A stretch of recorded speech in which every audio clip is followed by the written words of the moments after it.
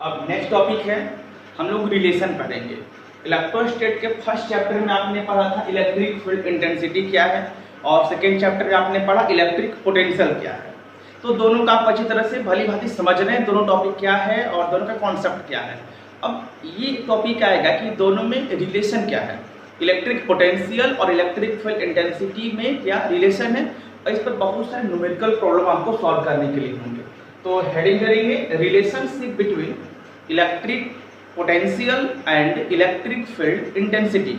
छोटा सा डेरिवेशन है, इसको देखेंगे। तो एक आप सपोज दैट यहाँ पर कोई इलेक्ट्रिक फील्ड है, और इस इलेक्ट्रिक फील्ड में यूनिट पॉजिटिव चार्ज रखा गया है। तो आप इलेक्ट्रिक फील्ड इंटेंसिटी का डेफिनेशन से जानते हैं कि किसी फील्ड के अंदर, सपोज ये इलेक्ट्रिक फील्ड ई है, किसी इलेक्ट्रिक फील्ड के इनसाइड अगर यूनिट पॉजिटिव चार्ज हो, वो जितना फोर्स एक्सपीरियंस करेगा उसको इलेक्ट्रिक फील्ड इंटेंसिटी बोलते हैं, force experience by unit charge. और इलेक्ट्रिक पोटेंशियल में क्या पढ़े थे कि किसी फील्ड के अंदर इनसाइड यूनिट पॉजिटिव चार्ज को लाने में जितना वर्क डन होता है उसको इलेक्ट्रिक पोटेंशियल बोलते हैं। तो दोनों में रिलेशन है, समझेंगे। तो लिखेंगे कि कॉपी पे लिखे, late E be the electric field in which Q naught means test charge, E naught in which Q naught bracket में टेस्ट चार्ज लिखेंगे, placed at a point, then test charge experience of force which is equal to, copy करेंगे, लिख देंगे हम,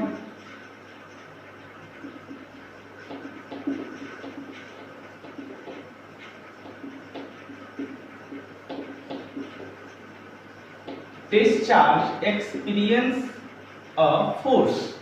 test charge पर कितना force लगेगा भाई, तो जितना उसके पास चार्ज है, सपोज चार्ज हम लेते हैं dq और E फील्ड में, तो force into electric field, force equal to charge into electric field, force होता है। अब मान लिया जाए कि उस टेस्ट चार्ज को डिस्प्लेस कर दिया गया, इफ dq चार्ज डिस्प्लेस्ड, मैंने अपने प्लेस से उसको थोड़ा सा डिस्प्लेस्ड किया गया, displaced by dr, then work done is,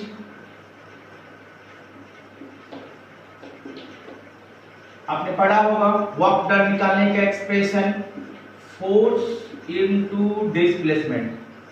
force का जो एक्सप्रेशन निकाला आपने पुट कर दीजिए, dq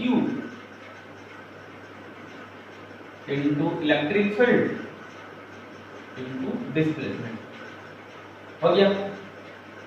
तो ये आपका वर्क डन हुआ। अब जब वर्क डन मिल गया तो आप इलेक्ट्रिक पोटेंशियल भी निकालेंगे। इलेक्ट्रिक पोटेंशियल कल के डेरिवेशन से आपको ये मिला था, but electric potential is minus work done by charge. Charge मैंने dq माना था, तो dq चार्ज कर दिए। वर्क डन का जो एक्सप्रेशन है यहाँ पर पुट कर दिया जाए, dq electric field dr upon dq, dq get cancel, और dr को पोटेंशियल के पास अगर ला जाए तो dv by dr, negative sign भी इसको आ जाए, और ये होगा इलेक्ट्रिक फील्ड। तो ये एक्सप्रेशन हुआ कि अगर इलेक्ट्रिक पोटेंशियल को हम डिफरेंशिएट करेंगे डिस्टेंस के रिस्पेक्ट में नेगेटिव साइन के साथ, तो इलेक्ट्रिक फील्ड इंटेंसिटी मिलेगा। और मैथमेटिक्स में आप लोग जानते हैं कि जो डिफरेंशिएशन होता है वो इंटीग्रेशन का अपोजिट है, यानी कि अगर इलेक्ट्रिक फील्ड को इंटीग्रेट कर दिया जाए तो पोटेंशियल मिलेगा, पोटेंशियल को डिफरेंशिएट करेंगे तो इलेक्ट्रिक फील्ड मिलेगा। फटाफट कॉपी करिए,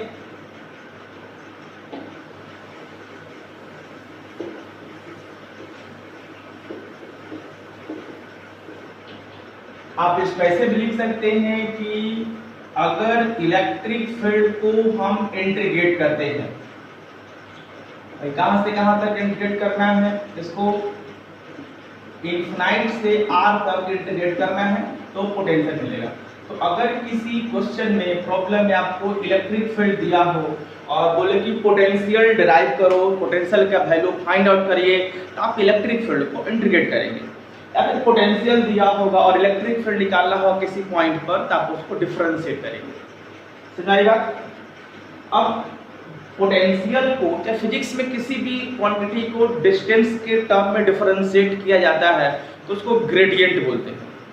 ये क्या होगा? Potential gradient. तो ये ऑब्जेक्टिव क्वेश्चंस हैं। इलेक्ट्रिक फील्ड बराबर होता है पोटेंशियल ग्रेडियंट।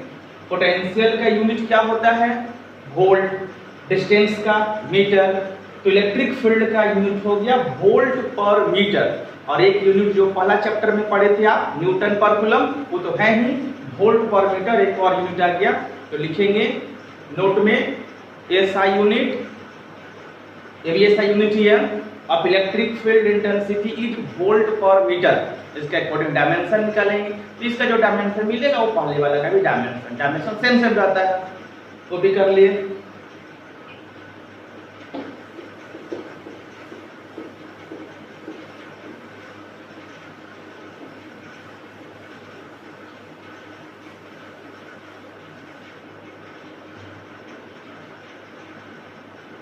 क्वेश्चंस इसके सॉल्व करेंगे।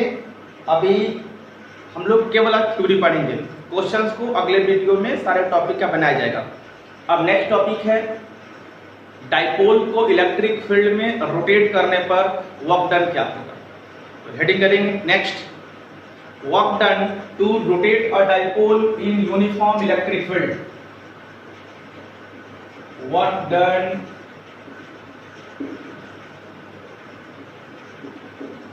to rotate a dipole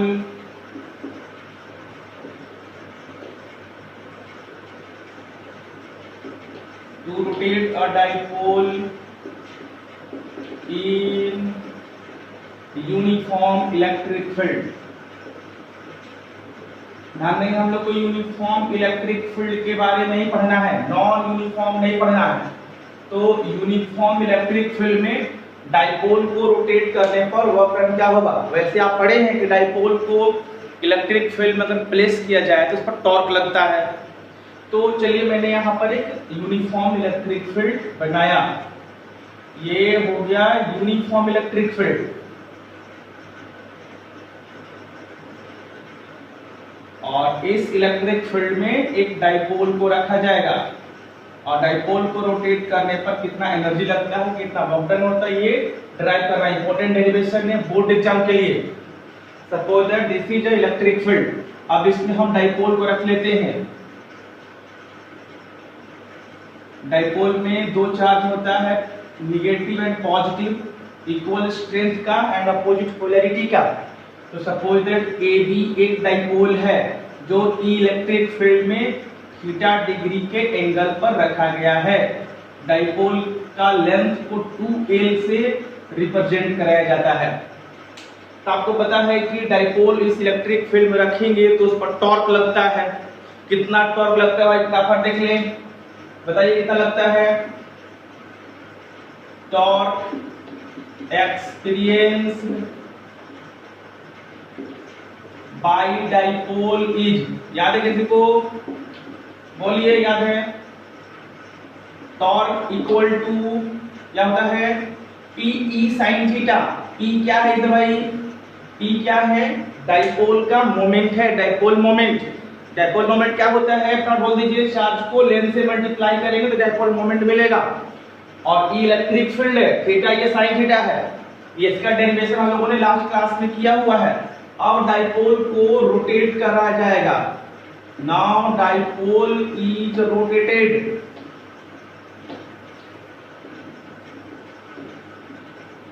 Dipole is rotated by angle d theta। d theta से मैंने रोटेट कर दिया। Then वर्क डन क्या होगा, वर्क डन निकालने के लिए टॉर्क को एंगुलर डिस्प्लेसमेंट से मल्टीप्लाई करेंगे। अगर एक फोर्स होता तो डिस्प्लेसमेंट से मल्टीप्लाई करते, टॉर्क है तो एंगुलर डिस्प्लेसमेंट से मल्टीप्लाई करेंगे। टॉर्क का एक्सप्रेशन यहाँ पुट करें, Pe sin theta d theta. तो this is work done when dipole is rotated by a small angular displacement d theta. But actual में डाइपोल को रोटेट कराना है from this angle to that angle, यानी theta 1 से theta 2 तक rotate कराना है। तो ये स्मॉल वर्क को इंटीग्रेट कर देंगे from beginning angle to last angle, जहां तक रोटेट करना है आपको नेट वर्क डन मिलेगा। तो इसके लिए टोटल वर्क निकालने के लिए इसको इंटीग्रेट करेंगे हम लोग from theta 1 to theta 2। Theta 1 theta 2 दिया रहेगा क्वेश्चन में, एग्जांपल 30 डिग्री से रोटेट करके 60 डिग्री का कर दो।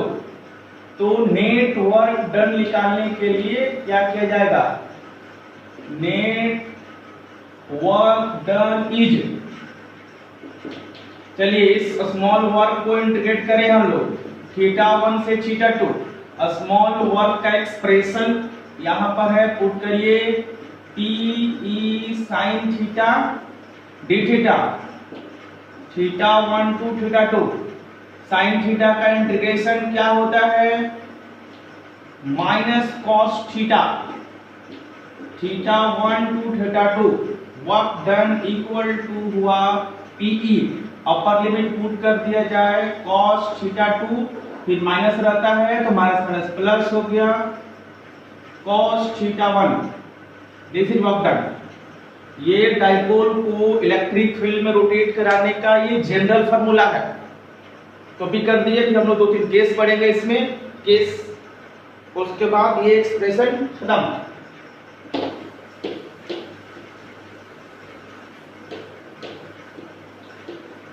अब देखा जाए कि suppose that dipole initially electric field के लॉन्ग है, यानी कि डाइपोल स्टेबल इक्विलिब्रियम में है और उसको थीटा, अच्छा स्टेबल इक्विलिब्रियम का मतलब डाइपोल इलेक्ट्रिक फील्ड के ही अलोंग में है, यानी कि डाइपोल और इलेक्ट्रिक फील्ड में 0 डिग्री का एंगल है।